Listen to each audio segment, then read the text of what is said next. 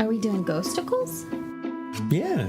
Yes, we're doing Ghostacles. So let's do it. It's that time again. It's time for Ghostacles. We'll freak you out with a bad reading of your story. A good reading of your story. A good impromptu reading of your story. Cold reading. Cold reading. This is very Sondheim. This is a very Sondheim episode. No, we got to get into like weird harmonies. Like weird harmonies that like make no sense. Do you ever do that? I often do this where I just make songs out of like whatever I'm Brandon doing. does it all the time. Oh yeah. I do it a little bit, not as much as he does, because I'm not the singer that he is. Yeah. He's a fucking beautiful singer, but he'll just make songs up. Like when we first together, he's sort of like, when the sun gets up and the day is like, what's his song? When the sun comes up and the day begins, I get hungry, so hungry, and then that's nice. His breakfast song. That's the beginning of That's a musical. the song he makes while he's cooking breakfast. Right. The song I cook when I'm making breakfast is like, yeah. It really depends on my mood. Yeah. So like if I was gonna get water, it could be like I'm gonna get water, or it could be like I'm gonna get water.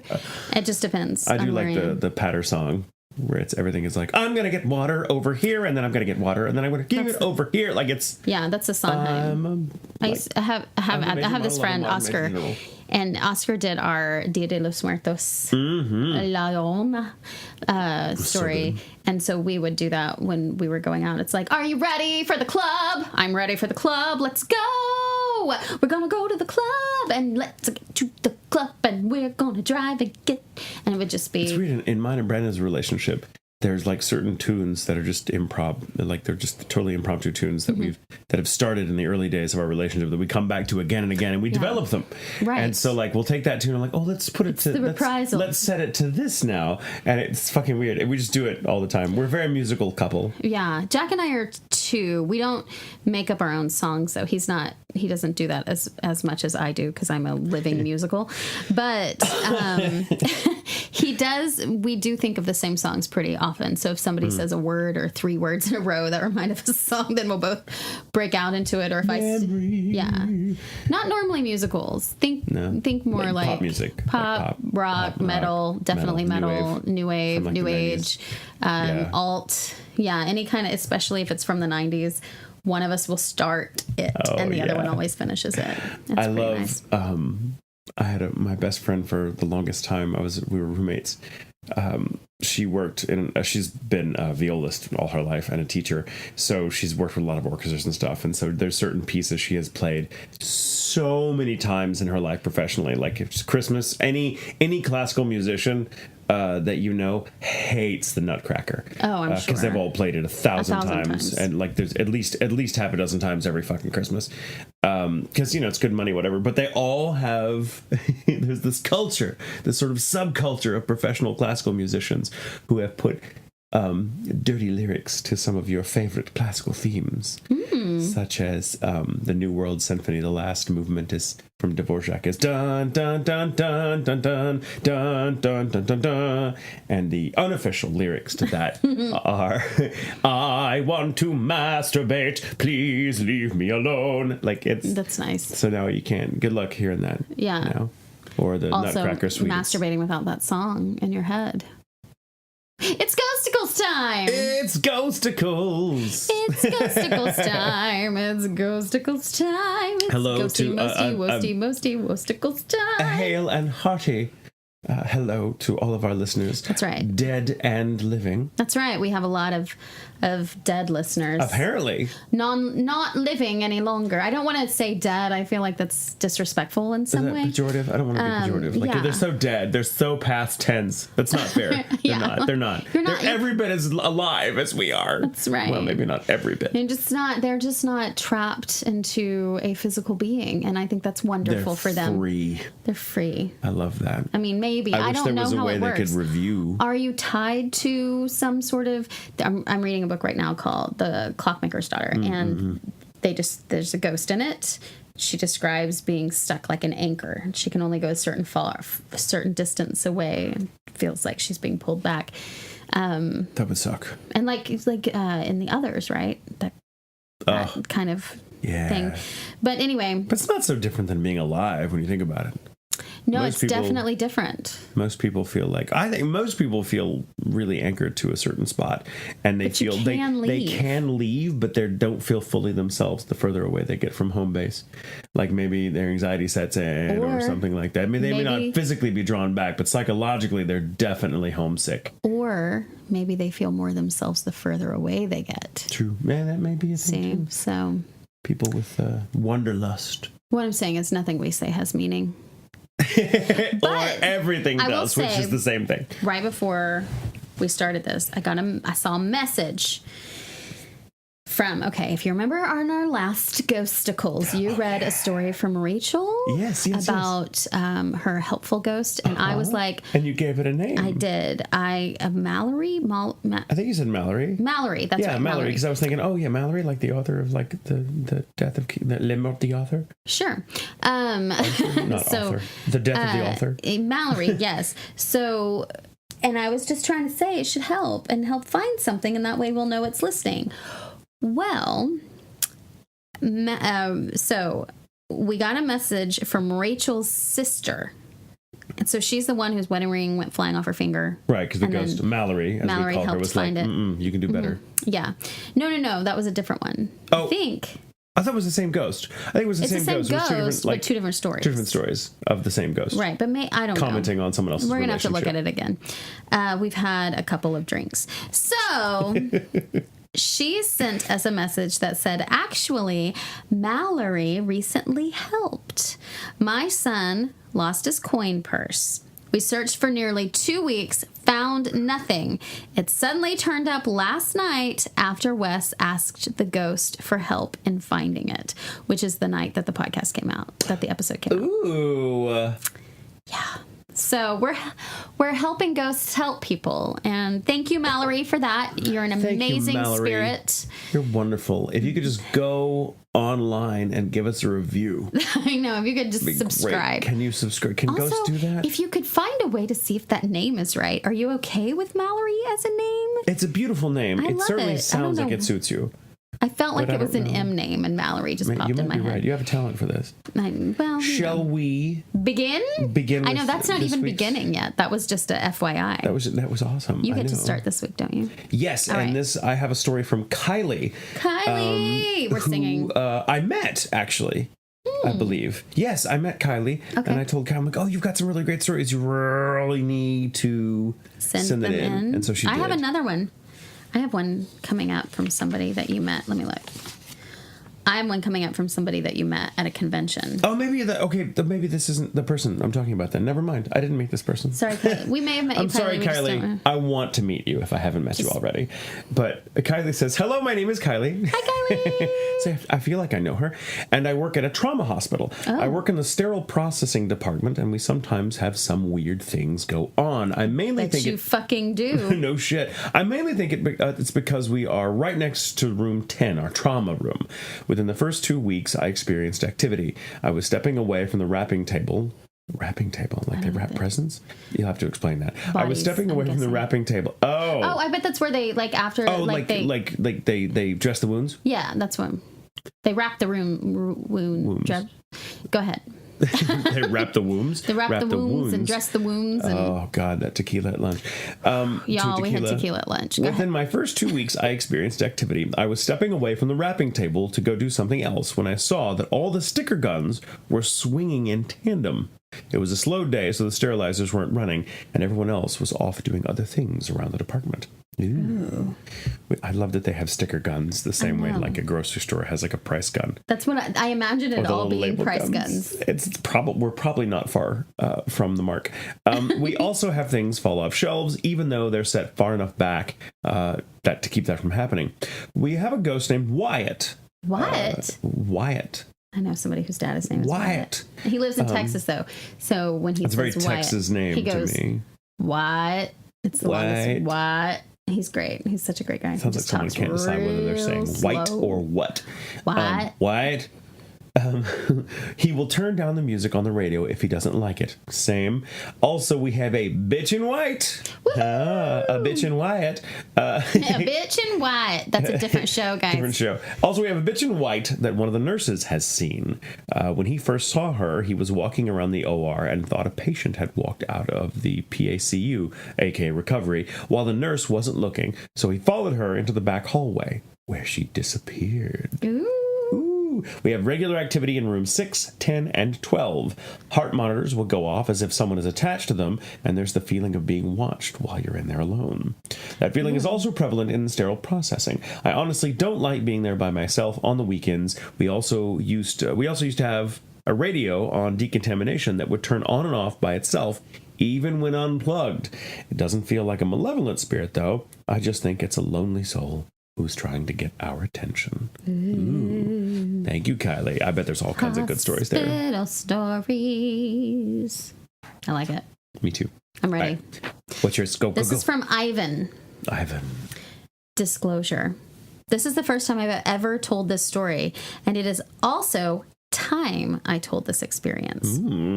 After graduating from basic training from the military, I was stationed in Fort Bragg, North Carolina. This is also where my brother was stationed. And small fact, if you know Leah Clark, she's another voice actor / friend of ours.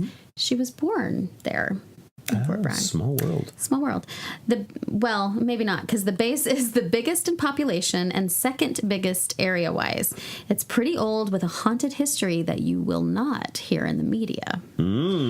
Everyone knows what happens when some soldiers come back from overseas. They're not the same, but I'll leave it at that. Yeah. Anyways, my family and I decided on living on post, and we decided to move into a small and old duplex.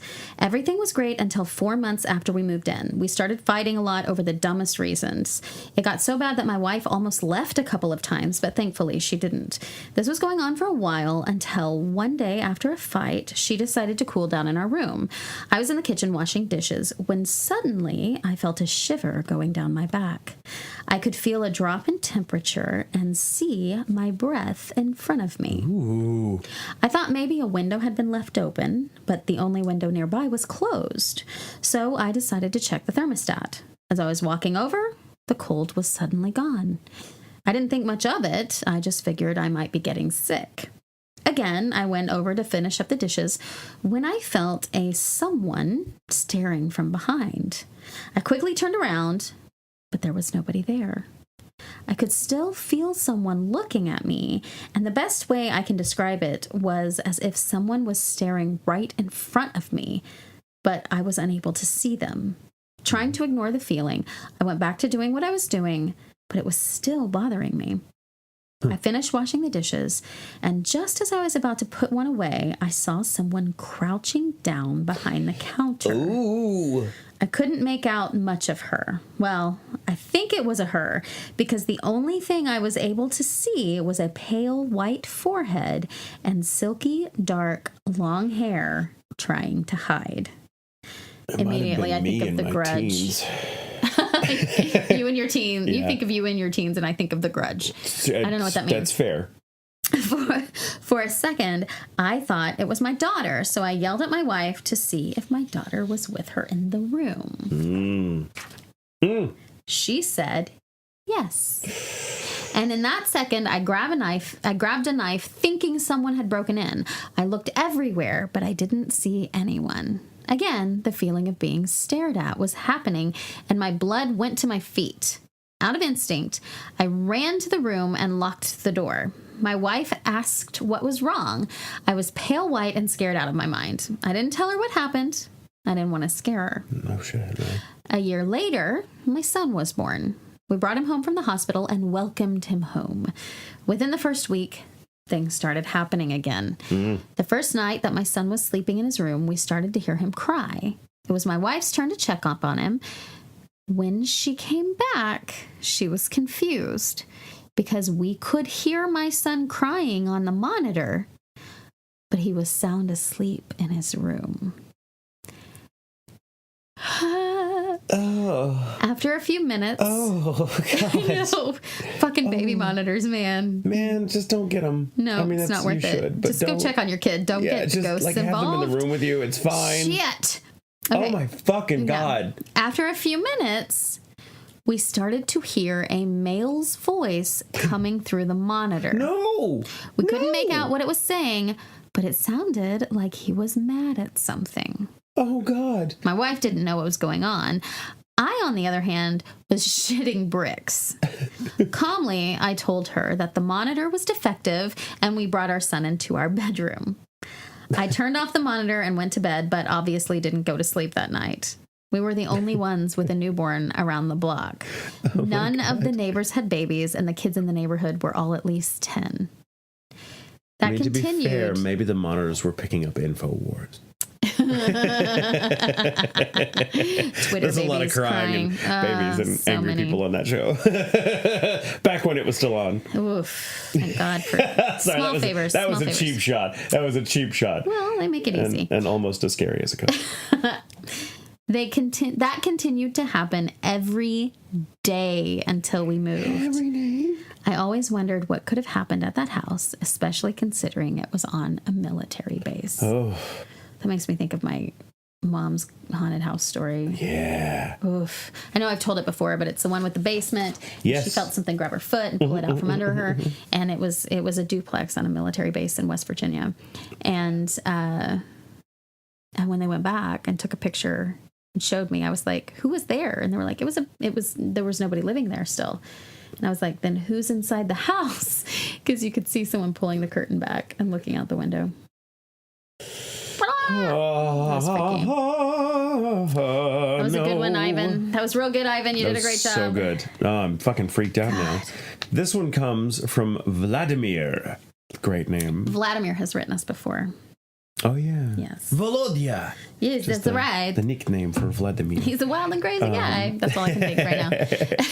Vladimir says, I work as a housekeeper on third shift at a hospital/nursing home that was once a TB hospital, the first in Kentucky before Waverly, incidentally. And I have experienced a few strange things around the main building. However, the story I'm about to tell happens every night. What?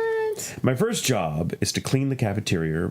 Cafeteria. My first job is to clean Texas the and cafeteria and New Hampshire. My first job every night is to clean the cafeteria because no one is in there. So logically, it's the best time to do so. It's night shift. When I was first moved to third shift, the cafeteria was normal. Nothing supernatural about it. Yet a few people warned me that I would hear noises with no explanation. I ignored them because I thought they were just joking. 2 months later, as I was mopping the floor, I heard a knocking sound as if someone was heavily pressing their fist into a door. The knocking continued with 5-second pauses between. Searching, I tried to see if anyone was nearby, but there was no one. The knocking stopped only to return 10 minutes later. It would keep this pattern up the whole night. Trying to find an answer, my brain came up with the explanation that the pipes in the kitchen were having issues. It sounded good. Plus, when others asked what was making the sound, security used the pipes excuse as well. For a year and a half, the knocking continued, and everyone assumed it was the pipes and just ignored it. It kind of became our norm. October 1st, 2018, the knocking sound turned into pounding. Pounding as if someone wanted to be let in or out. 10 people, including myself, were in the cafeteria when it happened. Everyone froze. What we assumed was pipes seemed to be coming from a small corner of the room where 2 doors were. One door led to the kitchen. The other was a small storage. The pounding ceased, but only for 15 minutes. To rationalize the occurrence, we all agreed the pipes needed to be looked at. There was nothing wrong with them. Soon our pipes switched from light knocking to the aggressive pounding daily, and again it became our norm. Well, it became third shift's norm because apparently it never happened on the other 2 shifts. 3 weeks ago at 3 a.m. on my way to lunch, I saw a direct care person rush out of the cafeteria, worry plastered upon her face. Assuming she was late to clock back in, I headed into the oven.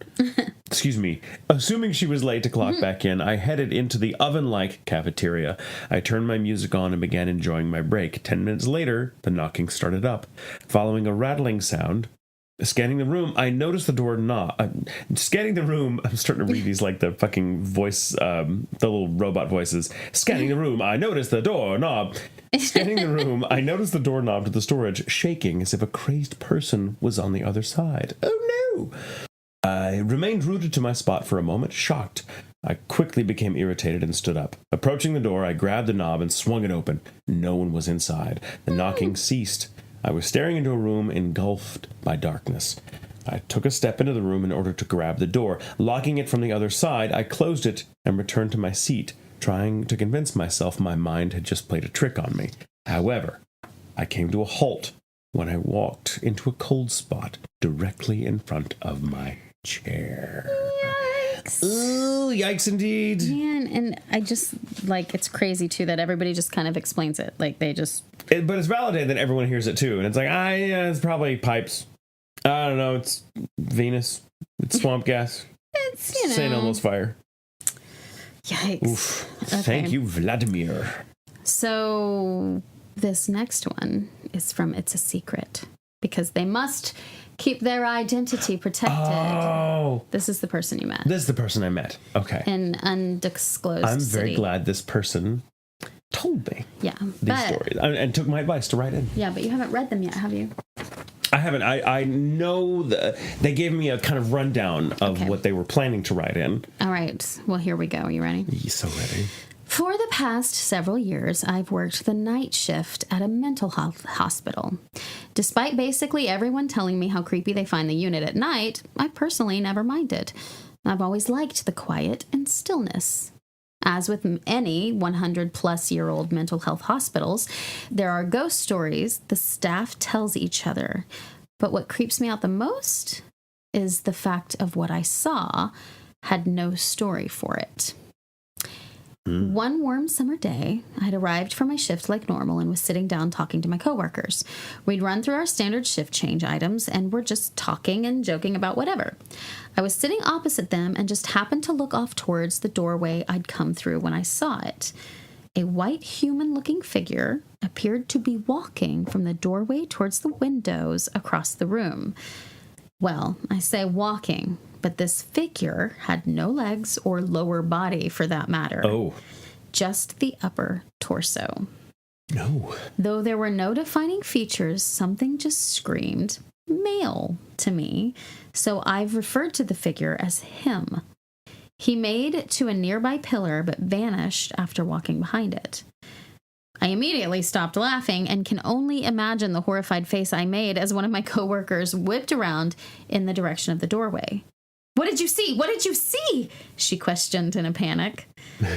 As it was obvious something was wrong, I told her everything. She and my other coworker were uneasy walking out that night, as was I when I locked the door behind them, leaving me all alone until the day shift arrived. Now, this was well over a year ago, and I've never seen him again. A few people working here have felt unease around the doorway, and I've occasionally heard noises I can't explain from that area. Just some extra bits. The stories I heard were that the ghost of an elderly woman can sometimes be seen in various parts of the hospital. She's a bit obvious, since she's dressed in clothing from the late... She's a bit obvious. She's obvious. But she walks around. I'm a ghost, everyone. Yeah. Well, just so we're clear. She's also dressed in clothing from the late 1800s. Makes one obvious. It's commitment to the bit. In the hospital. Number 2. The ghost of a young woman haunts some of the lower floors. She appears and looks so real that staff just assume she's a patient. They try to help the poor panicking woman, but she disappears in front of them. I think I heard her around Christmas time this past year. I was working on something in the back office when I heard what was clearly a panicking woman asking a question. I couldn't hear what she was saying, but the panic and anxiety in her voice was clear as could be. I came out of the office to find no one there. The same thing happened again a couple of hours later. After that, I stopped working in there until the day shift arrived. I bet. Yeah. Number 3. Good choice. The actual ghost stories from my unit are that a woman hanged herself in a bathroom in the middle of the night. The room is double occupancy, but if that room has only one patient in there, they will see a figure drifting out of the bathroom between 2 to 4 a.m. This results in them sleeping with a light on until they get a roommate. Though I've never seen this ghost, it's the room where people have nightlights most often, so I guess they're seeing someone. Oof. Also, the first year I worked there, that room would often have its motion-based alarm tripped for seemingly no reason, as everyone would be asleep when I checked on them. Anyway, thanks again, and I hope you both are doing well. Thank you, secret friend. Well. Oh my gosh. Thanks for sending in your stories. I love the hospital stories. I appreciate you. All right. Next. This is the yellow dress lady from Kathleen. I remember this one. It was a cold winter's night in the Midwest. The snow had been falling all night. Sleet rattled the window of my bedroom. I'd been sick with the flu for a couple of days and was in bed, shivering.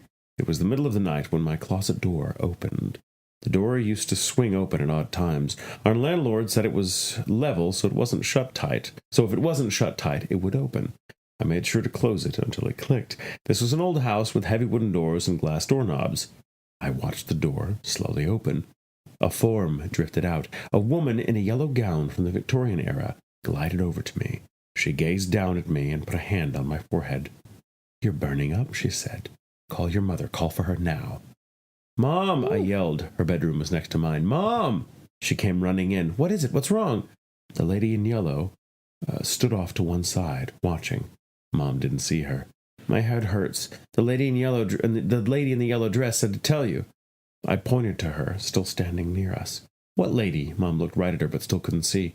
"She's right there," I said. "There's no one there," Mom said. Mom, who was a nurse, put a hand on my forehead and went to get a thermometer. She stuck it under my tongue for the allotted time and pulled it out. 104, she said. Yikes. "Come on, I'm taking you to the ER." The yellow-gowned lady nodded and drifted back into the closet. The door swung shut. At the ER, they gave me fluids and brought my fever down, but kept me overnight. In the morning, I went home and went into my closet to get a change of clothes. There, on the top shelf, was a shabby yellow gown, the lace around the collar and sleeves tattered and faded. I took the gown to my mom to show her. "This is the gown the lady wore last night," I said. "Well, whoever she was, she saved your life," Mom said. "Where did you find the dress?" "In the back of my closet shelf." "Put it back, and I'll take it to be cleaned. Maybe you could wear it for Halloween." I did as she asked, but a couple days later, when I was finally better, I went to get the dress out, and it was gone. I asked my mom about it, but she hadn't taken it. I guess the lady wanted her dress back. Ooh, that's good. I bet that your mom took the dress. That's my thought. Or maybe the ghost just kind of like, "Look, go show this to your mom so that she doesn't think you're just making shit up." Right. But I mean, I think that afterwards, like, mom took it because she was like, "Fucking what? Lady in a yellow dress?" Because, like, from the mom, I'm thinking from the mom's perspective, daughter's sick. Also, there's nothing more terrifying than having a child tell you, "She's right there," and pointing and there's no one there. Like, fuck that. So you think about that, and then you think, you know, she floats back or whatever, and then you tell your mom this stuff, and Mom's then there's like, a yellow dress. "Okay, yeah, Mom's fuck that. Like, we're burning that dress." "Thank you so much, but we're going to go ahead and get rid of this dress now. Thank you. Okay, bye." Yeah, I bet Mom took the dress. Oof. What's the scariest thing a child has ever said to you along those lines? Well, no, there was more like there was one night that everybody in the house had nightmares except for Serafina. Uh-huh. So the girls were here. So Jack and me and Callista all had nightmares. So Jack was like, "Oh God, yeah, I had a nightmare," and he told it, and it was like, "Yeah, that sounds scary." And then I told my nightmare, and it was, "Yeah, that sounds scary." And then Callista said, "I had a nightmare that there was this giant doll with a human arm and a baby arm, and the human arm was reaching out to me and grabbed me." And I was like, "Yeah, you win. That's definitely scarier than anything." It was pretty terrifying. It scared her so much she had trouble going up and down the stairs because it turns out she had been watching Chucky on YouTube. She got in big trouble for it, but it was creepy. Well, and I always encourage them to use their imagination with stuff. So if they're telling ghost stories, I keep asking questions. I always love to do this with kids anyway, because they're so imaginative. You just keep asking them questions like, so, you know, who are you playing with, and who are they, and what's their name, and where did they come from? And they'll make up answers. Most of the time they won't say, I don't know. So when you keep asking, and Serafina really gets into the ghost stuff. She'll talk about there's a ghost. You were there for that when she was like the ghost on the stairs. What did she look like? She was definitely wearing white, but we couldn't say bitches in white at the time. Right. And she just kept going with the story, and as much as you would ask, she'd have an answer for you. It was really good, and she was just being creative. It wasn't right. She wasn't trying to sell us on it really being a thing, but she was just kind of running with it. She was answering the questions. It was really fun. Oh, they're so creative, but the creepiest I've read. It was a Reddit thing. And I had to take some water. I'm going to cough. You're going to cough. I've been holding it back for like 30 minutes. You have not been successful. You have no idea. Not at all. If I let go, how much coughing would be flying through this room right now. Please don't cough at me. But there was a kid that they said that they woke up and their kid was looking at them. And she looked at her daughter, and her daughter said, I want to peel off your skin. And it scared the shit out of her. And then she was like, oh, well, she got really sunburnt, and so her skin was peeling off. So her daughter was like, I want to peel off your skin, which I totally get now. It's like, that makes perfect sense. I want to pop your zits. But just like waking up to, I want to peel off your skin.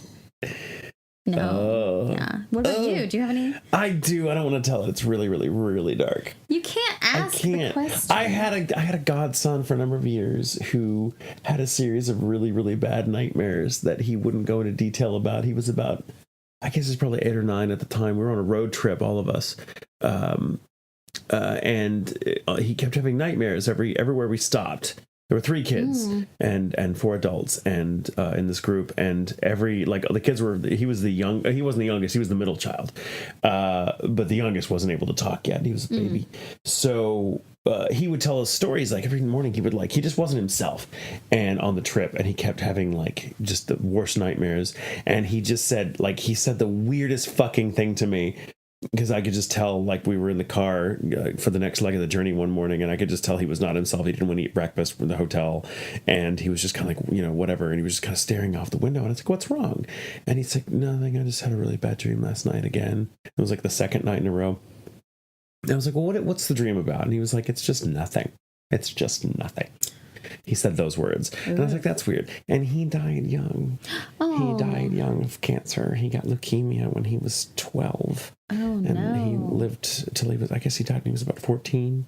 So not that there's necessarily a connection, but like he was like that, whatever he dreamt while we were on that road trip, all of us, the family together, whatever he dreamt changed his personality. Really? Like he went from being a kind of prankish, he was the middle child, so he was like Bart Simpson.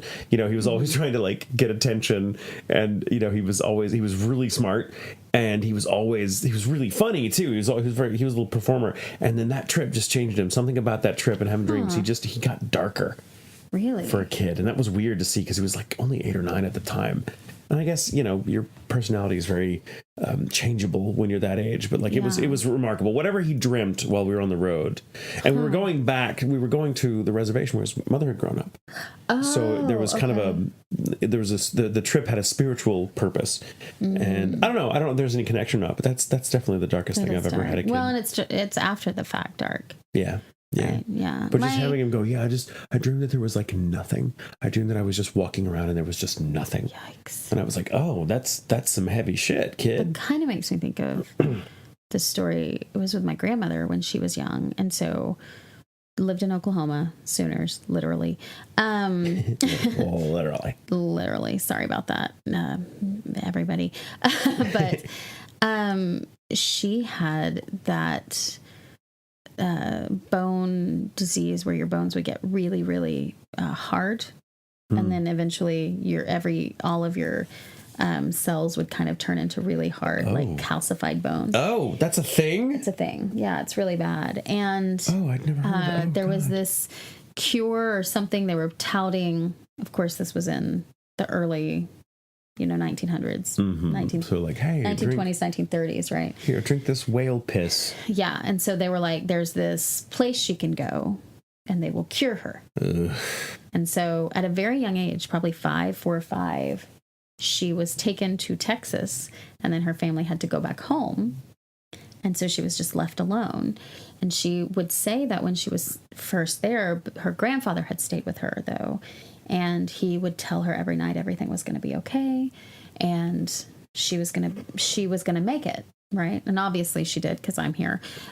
But it wasn't until later when she was telling the story to people that her grandfather had always, had been there those first few nights, keeping her safe and telling her she was going to be healed, that she found out he died before she was born. Oof. Yeah. Oof. Yeah. Oh, God. So that's more positive, I guess. That is more positive. It's brighter. That's good. Yeah, that's a good. Thank you for taking us there. Mm-hmm. Yeah, that's a family story.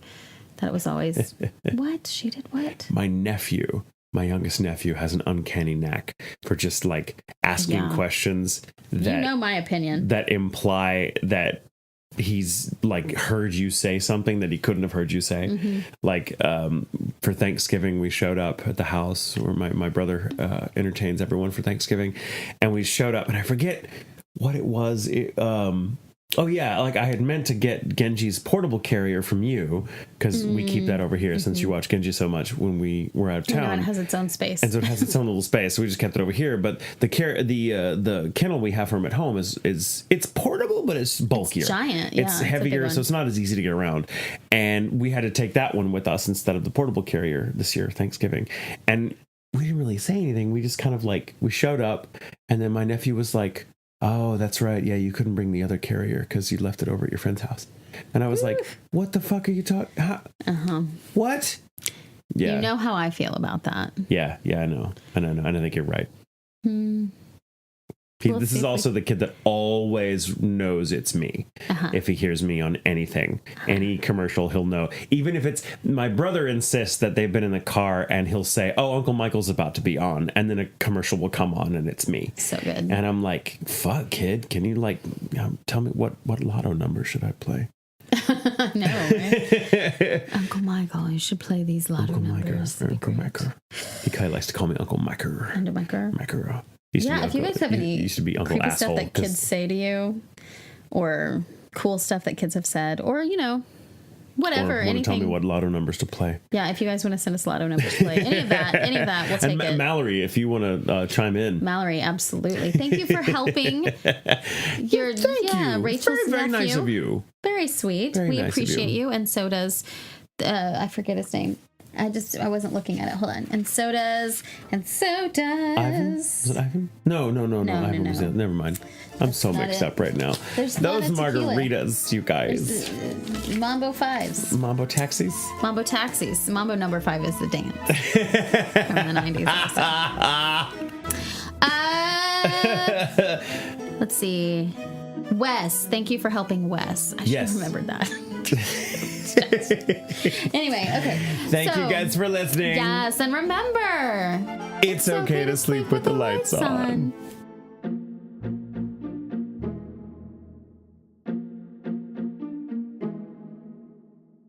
It's okay to sleep with the lights on. Let's try that again. And remember. And remember. Let's try it again. One more time. And remember. It's okay to sleep with the lights on.